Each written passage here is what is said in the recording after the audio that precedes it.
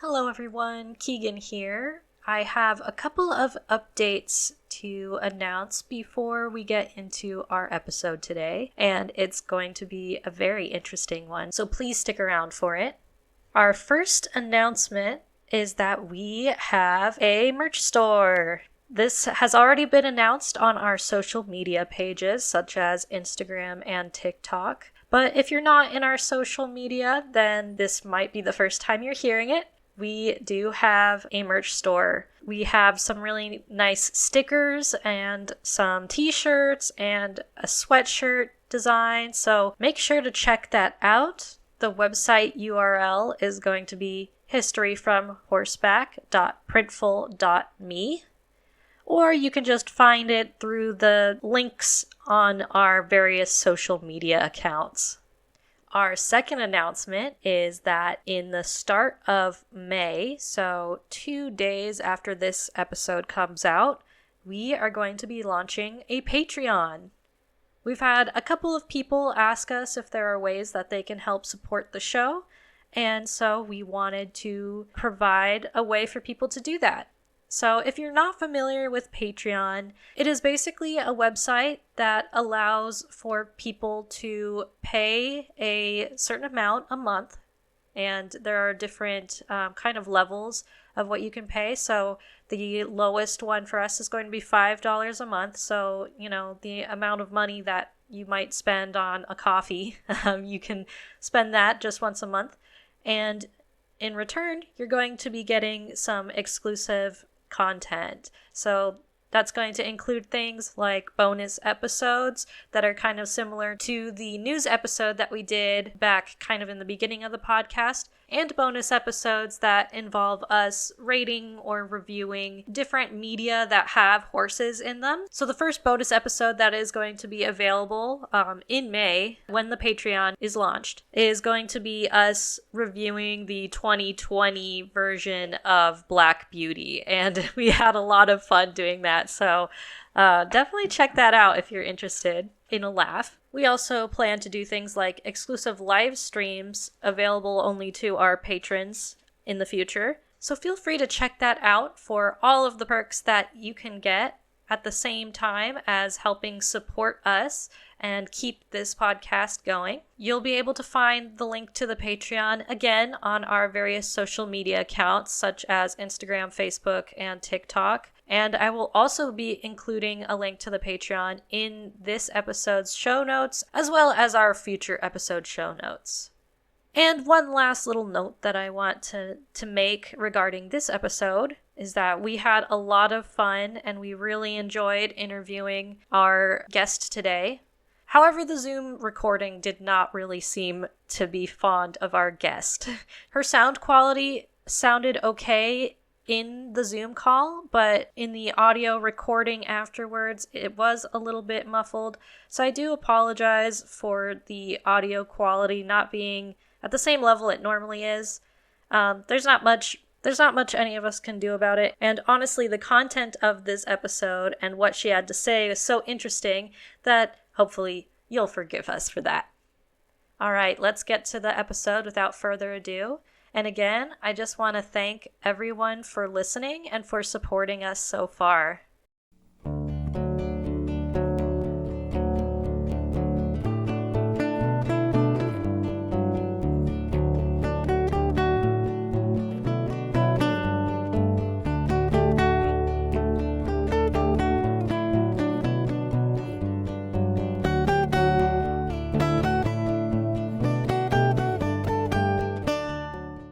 Hello, my name is Keegan. And my name is Keely. And welcome to History from Horseback. Today's episode, we are excited to welcome another guest to the podcast. Our guest Kaitlyn grew up in Oregon and moved to the UK to pursue an MA in creative writing at Bath University and has since made a life in England. From there, she found a love of history, old things, and reenactments. Upon visiting Richmond Castle in North Yorkshire to see a Victorian Gymkhana reenactment, Kaitlyn was swept up by the romance and spectacle of it all. At the time, she never believed she'd be able to do all of that and inspire the next generation of writers. Kaitlyn has a busy life, working full-time and running Equistry, her mounted display team. Over the season of April to October, they are up and down the country performing, and in the winter, they offer photography days and training opportunities. Kaitlyn, thank you for joining us. Thank you so much for having me. I'm so excited. I hope it's a good show. I'm sure it will be. It always is when we have guests on. It is so exciting for us. I love learning things about stuff that I have no idea about. Yeah, I've one of us saw the other person's Instagram account essentially, and I'm kind of hooked. I love your Instagram and I love seeing all of your side saddle riding and reenactments and such. Oh, thank you so much. Okay, so to start, we have a question that we ask all of our guests. How did you get started with horses? I think I got into horses quite late for most horse people that start, when they were 4 or 5 years old. I didn't get onto my first horse until I was 12, and that was Fallon.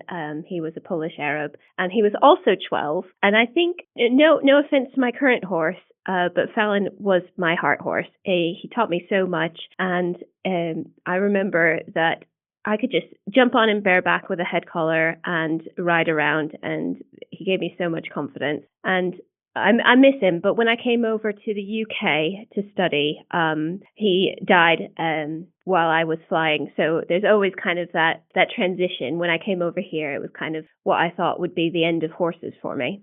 Oh, And it did spend 10 years without horses, and I just had to come back to it. I was given an opportunity to start riding lessons again, and then I shared a horse, and then I got my own horse. So you can take the horse out of the girl, but not the girl out of the horse, or something like that. Yeah, I'm into that. Oh, yeah, absolutely. I mean, you say that you started late, but I didn't get my first horse until I was, what was it, 4 years ago? So 25.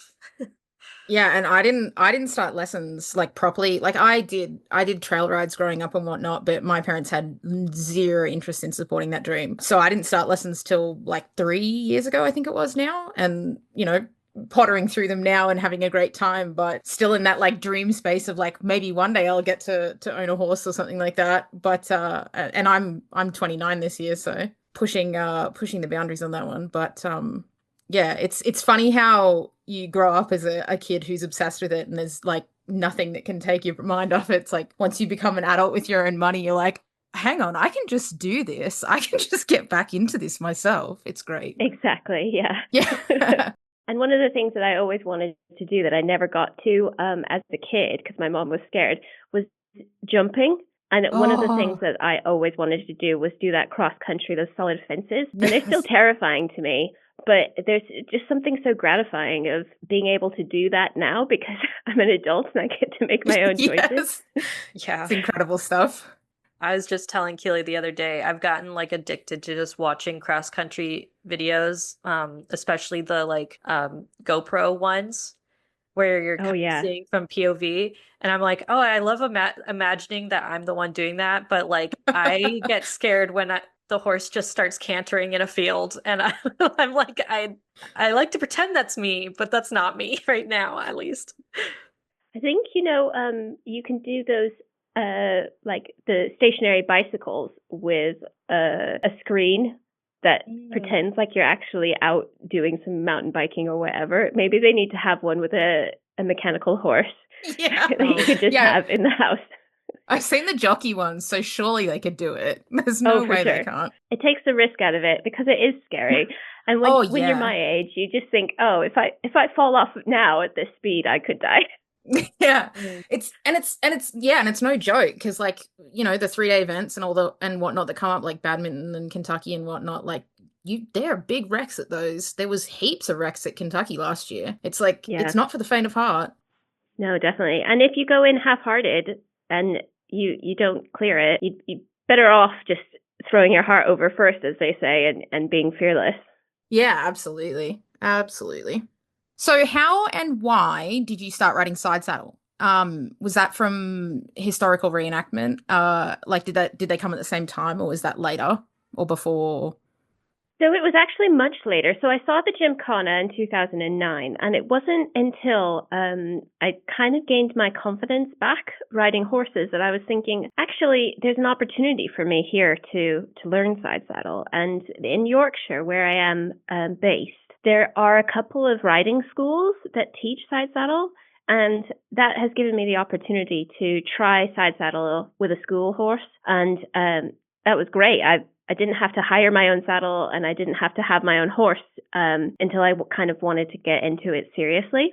Mm. And I think one of the biggest problems for people who want to get into side saddle riding is the availability of the tack. Most horses are fine with transitioning from English or Western saddle into a side saddle, but it's really just the availability of safe, good quality, well-maintained side saddles.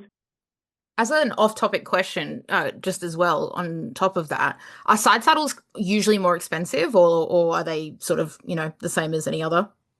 I think it's more expensive than your average general purpose saddle, but not more expensive than a very high-end dressage saddle or a jumping saddle. Yeah. If you're spending $3,000 on a, saddle like for your competitions, if $3,000 or $4,000 really for a side different. saddle is very high end. Some of the side saddles, well, I'm obviously talking in pounds. But it depends as well, because a lot of people think of side saddle as like the English side saddle and the more European style. But there's Western side saddles and there's Mexican side saddles. And so there are different options. And so the prices vary depending on what you need. Yeah, that makes sense. As someone who lives in Texas, I've actually seen the Mexican side saddle a couple of times. Like, that's the only one I've seen in person. So it's interesting that you bring that up. Yeah, I mean, what they can do, obviously, it's from the Mexican Revolution that they would ride side saddle and the nurses would go out and go into the battlefield and tend to the soldiers.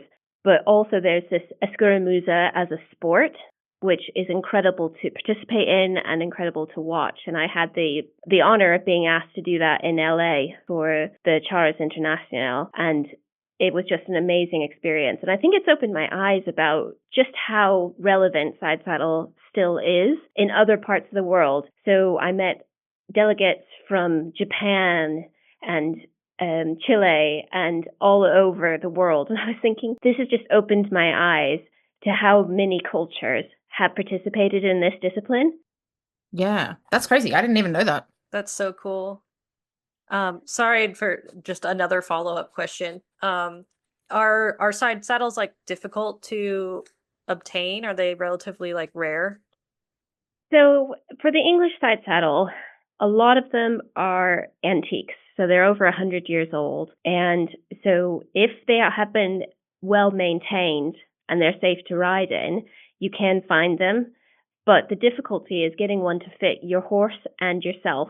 So unlike a normal tack, if it fits the horse, it'll fit you pretty much. But because of the way that you're seated, you have to have that length of your femur kind of the same size as the saddle, so that you can sit completely on the saddle. You're not hanging over, or the saddle's not too big. And that's really the difficulty that people have, is something that makes you feel comfortable and the horse. So going off of that topic, how does riding side saddle work? And how does it differ? And how is it similar to riding astride? So if you can imagine, the aids are the same. So a well-schooled horse will be able to transition, that's fine. But instead of having your leg on the right side, you would use a stick. So, or, like a dressage whip, but it's firmer, so you can give that pressure on the right side. So you still use your reins and your seat as the same, and your left leg as the left aid, and the stick would kind of guide the horse on the right side. There is a little bit of communication that you have to do. With my mare, there's a lot of trial and error. Does that work? Does that work? But over time, we've been able to work it out. And I think with the different disciplines as well, especially with the Western neck reining and things like that, it is quite straightforward. And a lot of people think that when you're riding side saddle, that you are to the side, but you're sitting straight, and your right knee is pointing between the horse's ears, right on the wither. So you're not actually that much farther over on the left side. So I've never thought about it that way. So your center of gravity is still at the basically the center of the horse. It's not shifted over to the side. Yeah. So when I get on, and if you're Victorian, you'd have a groom. The groom would tack up your horse for you, bring your horse out, and give you a leg up.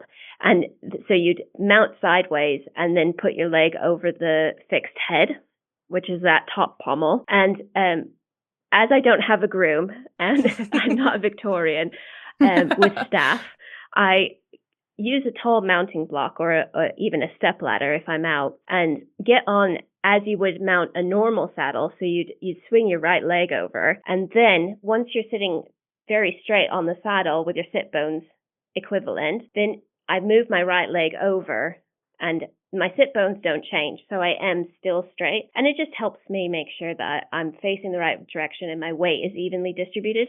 Wow. Sorry, I feel like we're gonna have a lot of follow-up questions because this is something I really don't know anything about, but I find fascinating. Is it like any more challenging to stay balanced, in your opinion? It can be. If your saddle doesn't fit perfectly well, you can feel like you're hanging over to the left a little bit. And I have a saddle that needs to be reflocked a little bit. And when I'm jumping, I do feel like there's a little bit of weight going into that left stirrup. They like to say that you hold your middle core really firm, and it is a little bit of a workout for your core. But there's not that much weight in your left leg. It's just kind of supporting itself, so you don't drag the saddle over to the left leg. And then your right leg, which is kind of hard to visualize, is almost like the brake pedal, gas and brake in a car. And so you can use that to kind of slow or speed up the horse. And so your right leg is really doing more work than your left leg, if you can visualize it that way. It's probably a like slightly like off kilter, but I suppose that means that it's not really a saddle that you can just hop off and open a gate on a hack trail or anything like that. You really have to commit to it once you're in it. I know. One of my friends who lives in Wales, she goes hacking probably more than she does any schooling, and she will open all the gates, and she just hops off and hops on. So it is doable, but That's so cool. it certainly requires. And because you're higher up, if because you're sitting on top of the horse more than in a like a standard saddle, it's much harder to lean down and open something from the horse. But if you were skilled, you could do it. That's so fair. And also, just another quick one as well. Were there any, like when you were learning first around, did you ever have any like instincts or just like things that you would automatically do that you kind of had to untrain yourself to do?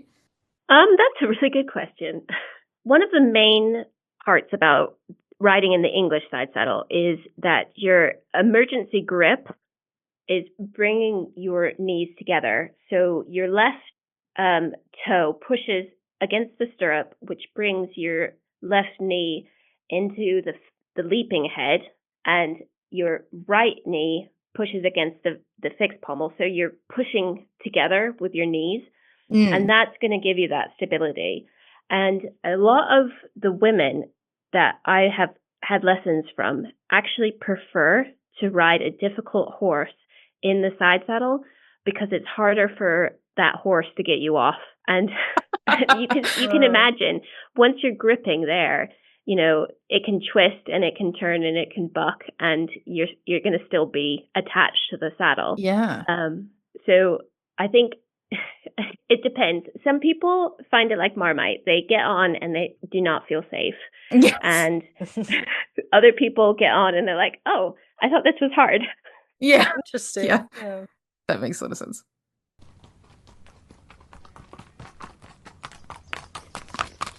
If you've been listening to the podcast for a while, you may have realized that I enjoy trail riding. Well, out here in Texas, the trails can get rocky and hard. Just like humans, horses need protection on their feet to avoid chipping and bruising. Some horses, like my horse Ace, don't need to wear metal shoes 24/7, but could use protection out on the trail or in other circumstances. This is where Scoot Boot comes in. Scoot Boot hoof boots offer comfort and protection for your equine's feet. Their hoof boot technology includes unique tread patterns that provide traction and support, built-in drainage for water, mud, and sand, and a flexible, shock-absorbing sole. Our listeners can receive a 10% discount on any purchase of Scoot Boot products. Just follow the link included in the episode's description and use promo code HISTORYFROMHorseback on checkout. That's History from Horseback with no spaces at scootboots.com.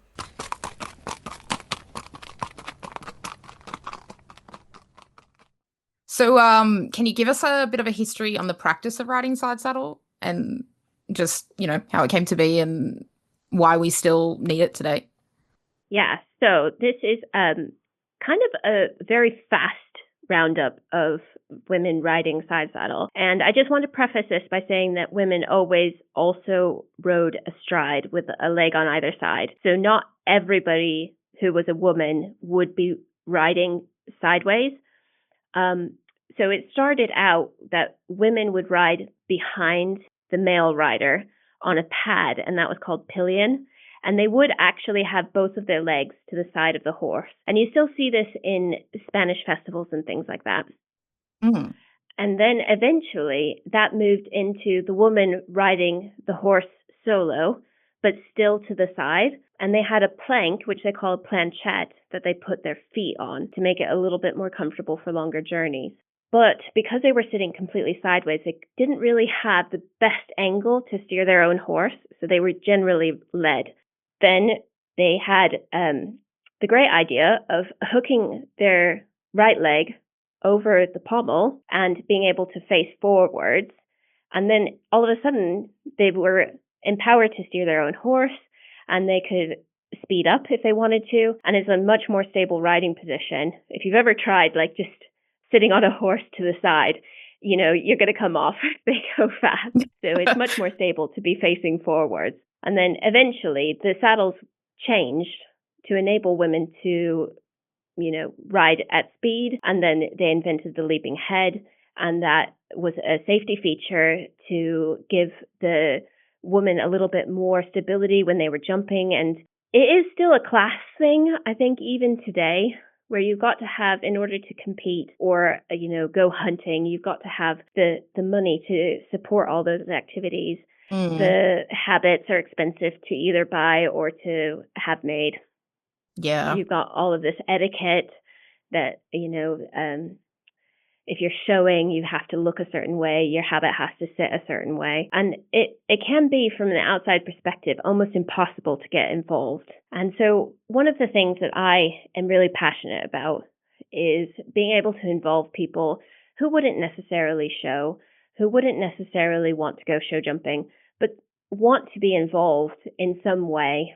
And it enables them to, if they have hip or knee problems, riding sideways can extend your enjoyment of riding.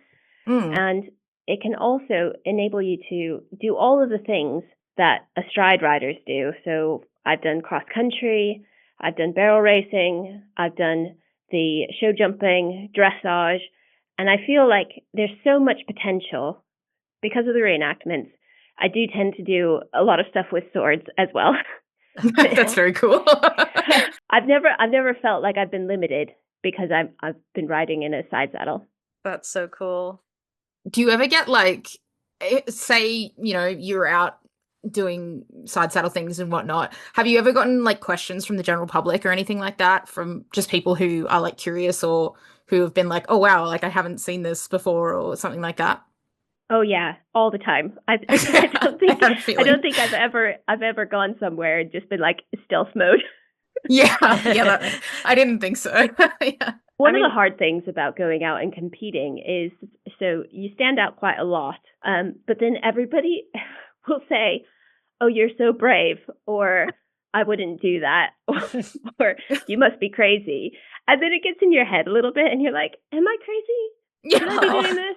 Out of curiosity, are there any if you wanted to ride dressage in British dressage competitions, could you do that, or do they have rules against it? No, you can do that now. I think it's there's a separate side saddle competition, like championship, that you can cool. go through the ranks and eventually get invited to do the championship at the end of the year. But certainly, I think everywhere British dressage, you can do it. I know that it's certainly venue by venue whether you can compete in show jumping or hunter trials or cross-country events. So you've got to always check.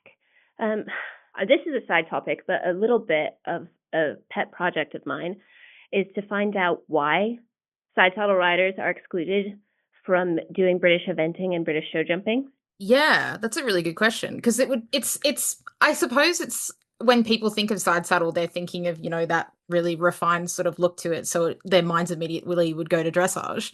But yeah, it's very strange that they would have rules to say that you can't do those two, but you can do dressage. It does seem very odd, which is not unusual for the world of horse competitions and strange rules, but it would be very interesting to find out why. Yeah, I was just kind of thinking, it's often tradition, or they're like, oh, we've always competed this way. And you're like, okay, well, let's try something new. Yeah, I think there's a lot of bias that side saddle is unsafe. I think that stereotype has really stuck with us over the years. And I think, was it 2 or 3 years ago, I think Australian riding clubs lost the support for side saddle riding during the show jumping phases. And for us here in the UK, there's a real stigma against competing side saddle. However, the venues that do allow it, and I've asked to do it, their insurance that covers them to do the events do not specify anything except appropriate and well-fitting tack. And it also says that by paying your money to enter a competition, that individual is declaring that they are fit and capable of doing that competition. Yeah. So as long as the venue says, yeah, I feel like your tack is well-fitting and suitable for the activity and that you are safe enough to complete that activity, it's fine. So it's a shame that not everybody sees it that way. But if you were down to the nitty-gritty, that's pretty much what it is. Yeah. What would you say to someone who was like, oh, I think side saddle is dangerous and I don't think they should compete with it? Like, how would you try to convince them otherwise? I think side saddle riding is dangerous, but all riding is dangerous. Yeah. I think in some ways it's actually safer than riding astride because, like I said before, you are attached to the saddle and it is harder for the horse to get you off. Which is really funny to me because I think there's a really common misconception that even I had until quite recently, when I watched a random YouTube video about side saddle, was that it was way easier to fall off in a side saddle rather than the opposite. I've seen a few YouTubers trying side saddle and falling off, and it does worry me because I would have felt like maybe they weren't in a secure position before they tried that activity. Yeah. It must be frustrating. I'm trying to be diplomatic, but it's as long as you keep, it's like a screw almost. So righty-tighty, lefty-loosey. So as long as your right side is strong and kind of upright and you don't collapse, then it's much harder to unscrew yourself. So if you went like anti-clockwise, that would be kind of unscrewing yourself and you would lose that stability. As long as your right shoulder is back and you're kind of screwing yourself in righty-tighty, then you tend to be a lot more secure. Yeah, that makes sense. So it depends. Obviously, you've got to have the strength to hold yourself up and support yourself, which is a slightly more than you would if you were in an astride saddle. But as long as you upright and kind of focused on keeping yourself straight and that right shoulder back, then I haven't had a problem with that. Touch wood. Yeah. So I feel like our topic again goes right into this question of what are some of the myths and misconceptions regarding side saddle that you've heard or that you know of? Right. So this also feels like a specialist subject of mine. I think the biggest one is that it was designed to protect a woman's virginity, and that women had to ride side saddle to be virtuous. I don't believe that at all. I think it was an opportunity for women to have control of their own horse, to keep up with men, and if men wanted to label that as something that they enabled the women to do that, then that's history, isn't it? It's the writing of history by the victors. Genuinely. Genuinely. Yeah. No, I don't feel it has anything to do with a virginity. And surprisingly, men had a big part in the history of side saddle riding. So they made the saddles, kept the horses. A brother or a father or a husband would generally pick out the horse for whoever was riding it, and then they would have a groom train that horse by riding it side saddle. So it wasn't uncommon for men to be seen riding side saddle. I suppose it never actually occurred to me that like someone would have to train the horse and it would most likely not be the woman that was going to ride it. Yeah, and that's what surprises me as well, is that men even up until World War One were riding side saddle as well when they came back from World War One with injuries, and we're talking the officers, the gentleman class, that they could continue riding with an amputation or a severe injury by putting them in a side saddle. That's interesting. That's not something that had occurred to me previously. That gives me throwbacks to our episode about FDR and his issues with riding and whatnot as he got older. That's really funny. Yeah. Maybe he needed a side saddle. Maybe. Yeah, I'm trying to think. I'm like, but he wouldn't have been able really to grip, huh? True. Yeah, that's fair. Paralysis. But because his wife did ride side saddle. Yeah, she did. Yeah.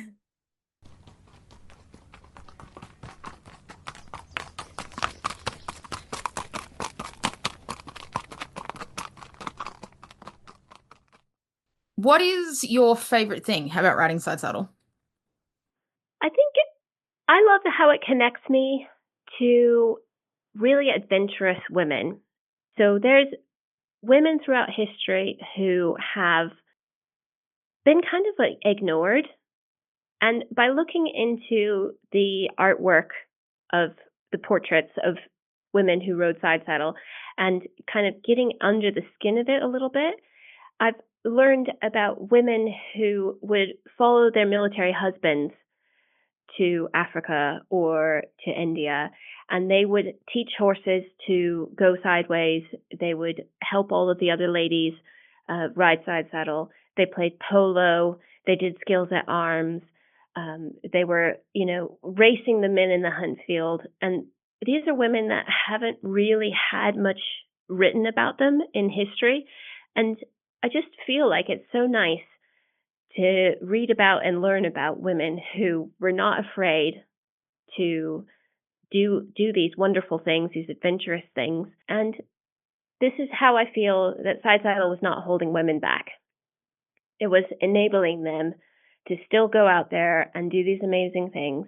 And that's really what I love about being part of this community, is that we're all kind of interested in history.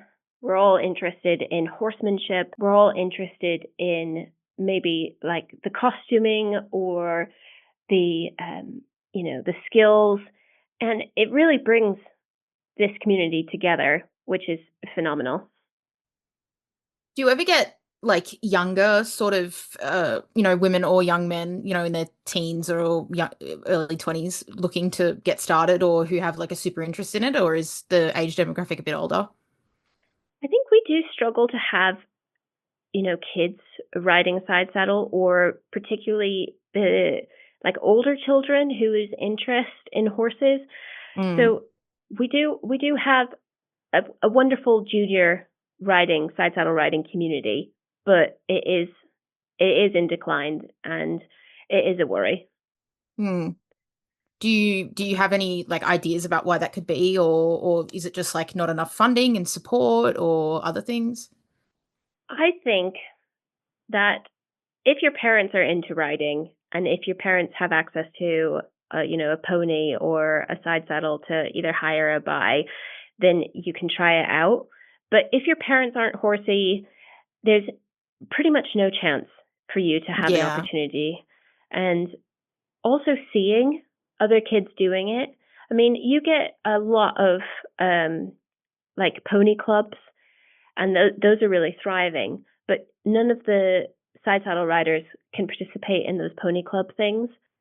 So I think if it was more visible, and if people were out there doing it and people could see, then I think there'd be more interest overall. Yeah, it's one of those things. It's like it's a little bit hard to advertise, and you've really got to find the right people and whatnot. Yeah, a lot of the narrative around side saddle is, in my mind, in my viewing of it, inaccurate and Yeah. disempowering. So you see somebody and yeah, they look elegant and they look wonderful, and you think inside, oh, I'm never going to look that good, so I don't want to try it and fail. Whereas, Yeah. I don't ride in a habit mostly. I like being comfortable. I'll ride in, whatever I would normally be in. And I like just going out there and cracking on, as they say. But Yeah, absolutely. I think for people to see how it works with the legs on the side without being hidden by the apron skirt, and figuring it out that it's actually, yeah, no, I can do that. I don't need any special, costume, and I can just jump on. And yeah, I just think it needs to be more visible. I love for more people to do it and to be empowered. And not everybody wants to be jumping, so not everyone needs an English side saddle, which is designed for jumping. Maybe they just want to go on trail rides. Maybe they just want to go out into the countryside. And there's lots of options, but there are not that many options available in the UK yet. So like the Western side saddle that you get in the States, or the Mexican side saddle, they don't really have them over here. And I like more variety of saddles so that people can see, oh right, yeah, I can sit in this lovely big seated Western one and be really comfortable. I think that was probably my like biggest misconception, like personally, before this was like, I mean, for one, I kind of thought that you had to wear a skirt or a dress of some sort, or at least that was like the proper way, and that you shouldn't wear pants. But then you're saying how like plenty of men also ride roadside saddles, so obvious. I mean, they should be able to wear whatever they want, but in the past, they probably were not wearing dresses or skirts. Yeah. Um, and just yeah, or that, I mean, growing up, if I ever saw side saddle being portrayed on like the screen or anything like that, it's covered by a skirt or a dress. And so I was like, I don't know what's going on under there. Like their legs are just, I can't see them on either side of the horse. I don't really know what's happening. So that's definitely interesting that like I think I agree that visibility is very important in trying to educate people about pretty much anything, but particularly side saddle in this situation. Definitely. And I think one of the things that in the UK, we feel like very much the pioneers, the the beacons of side saddle riding. But proportionally, the most side saddle riders are in Mexico, and that's really the thriving community. And with kind of the bias towards the English style of side saddle, I think it would be nice to get more exchanges, more information sharing between all of the different communities that ride side saddle across the world, and find out what is best about each of those disciplines. That would be cool. Is that it? So there isn't any sort of like association or anything like that like links all of them, all the different side saddle disciplines together that you know of? So the International Side Saddle Organization, the ISSO, is a really side saddle positive community, which will. I mean, I've given a talk for them, and that's how I've met a lot of my kind of international side saddle friends. is through that organization. There's a lot of different communities that are more country-based. The international one is the only one that I know of. So definitely get in touch with them if you're interested in side saddle riding, because they have a real good feel of who in the different countries you can speak to if you're interested in starting. And also because the leadership team of that, the board, is based in the States, but I think they also have an Australian committee member that, so they have a really, really good feel for where you can learn, what opportunities there are, how you can get started. And I think that's probably the closest one that links them all, but there's still some work to do, definitely, to get a better network overall. That basically answers what the next question was going to be, was if folks are interested in side saddle, how can they get started? Yeah, definitely. If you find somebody that you are, admire, and reach out to them. Most of the side saddle riders are obsessed with side saddle, and they will talk your ear off about side saddle. And if they will help you find a place where you can get lessons, or if they have a contact where you can hire a side saddle just for 6 months, just to see if you gel with it, they will totally talk to you about anything side saddle related. Most people will have a connection with a saddler or a person that you can have like a lesson on a mechanical horse, or those kinds of opportunities, which will empower you to maybe take it up on a real horse, or maybe commit to trying a side saddle on hire. That's what I did when I first started. And eventually, hopefully, get your own side saddle and start your own journey, whether it's on the trails or in an Escuramuza team, or if you're show jumping on your own. There's so many opportunities.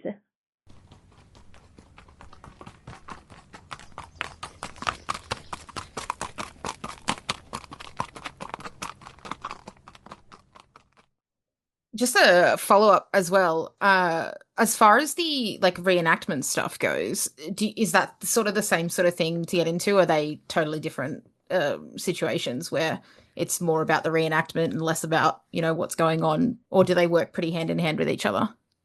So the reenactment community here is still very male-dominated. I think I'm unusual in the fact that my mounted display team is mostly women. That's really cool. So, yeah, but I think in terms of a lot of the displays that people have, it's a lot of military history, and they exclude women from being troopers or in that military display, unless, like, for example, the restoration shows that I used to help reenact, I would be one of the female riders on a side saddle in a big skirt and a big hat, and we would have a little bit of a horse race and a little bit of a jump, and that was pretty much all we did. And the men would take up the majority of the display, going around anti-clockwise, and we call that like wheeling, left wheel, and firing the guns. And so I feel like if you want to get into reenactment, find a team that gels with what you want to be doing. So we, as Equistry, are focused on the best person for the job, rather than if you're reenacting a male character or a female character. Yeah. So we're very much into, are you the best person to ride with those skills? And then we'll costume you appropriately. We do a Roman cavalry display, and that's really we cool. like to say, wow, there's no women in the Roman cavalry. So we make a bit of a joke about the women riders. We say, "Oh, you're Marcus," and we'll be like, "Yeah, I'm Marcus." And the kids who we're really doing it for understand. They're really clever. They understand that it is a portrayal, and I hate looking at military shows and all the little girls are standing at the side, wondering where they fit into this. Where's the excitement for them? Yeah. Mm-hmm. And I want to see more girls coming into reenactment and doing those active parts of it, not cooking, not keeping the fires lit, but doing more of the active skills roles. And historically, there are women knights. Historically, there are women doing these amazing things. They're just not the stories that people are telling. Yeah. Yeah. Yeah, for sure. And I like the direction that it's going from there.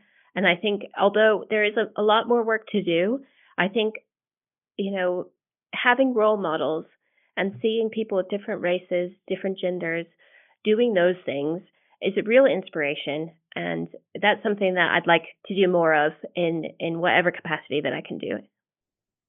Bit of a lighter follow-up one, because I'm really stuck on the reenactment stuff. What's your favorite one that you've ever done? And do you feel like a superstar? Because I think I would.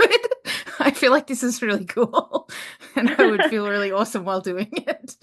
There's very high potential for feeling like a superstar, but I get the most incredible stage fright, and I'm way too much in my own head. So I feel like I'm going to be sick, like in anticipation of going out there. And then I kind of feel okay while I'm doing it, but for me, it's type 2 fun, definitely. And I only feel like, I've had a good time after I've safely come off my horse and put everybody away, and I'm having a beer at the end of the night, and I'm thinking, mission success. That went okay. Yeah, exactly. That's fair. But it just looks like so much fun. But I was also like a huge cosplay kid growing up, so like it just I definitely would recommend it. I think it's adult pony camp, really, when we get into it. It's catching rings, cutting cabbages, doing the tent pegging. It's all very achievable if you're confident on the horse and you've got good balance. Most of the stuff that we do, it's the showmanship that makes it look like it's hard. And we were yesterday practicing a skill, and one of the teammates wanted to chop a carrot. And I was like, all right, I'll just hold it out for you then. And so it looks really dangerous, and it may feel a little bit dangerous as the horse is galloping towards you and this guy has a sword in his hand. But if you're just holding it steady, he's not going to miss. He'll be fine. So yeah. It's all in how you sell it. Oh, 100%. I think I've seen that Instagram post of the carrot. Yeah. Yes. It was very good. So where can we find your work on social media?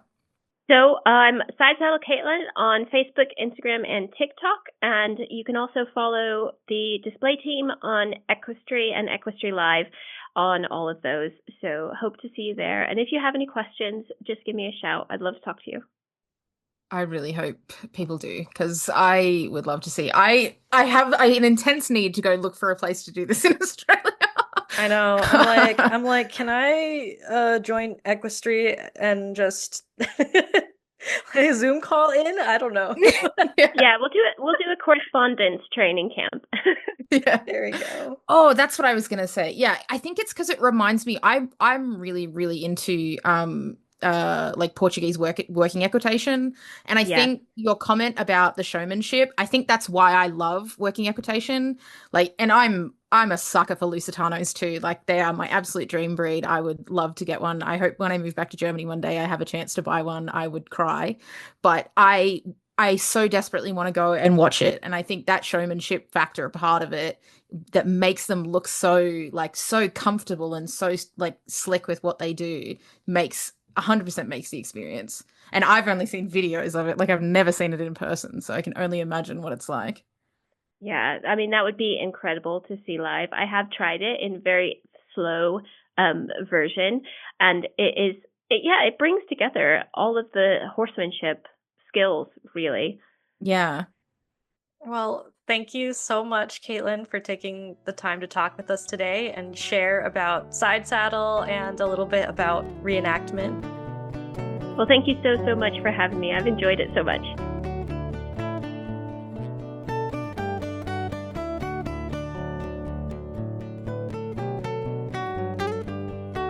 Thank you for listening to History from Horseback. We hope that you enjoyed this episode, and we are on TikTok, Instagram, and Facebook, so give us a follow for more historical horse content. Thanks again for listening, and we'll see you out on the trail.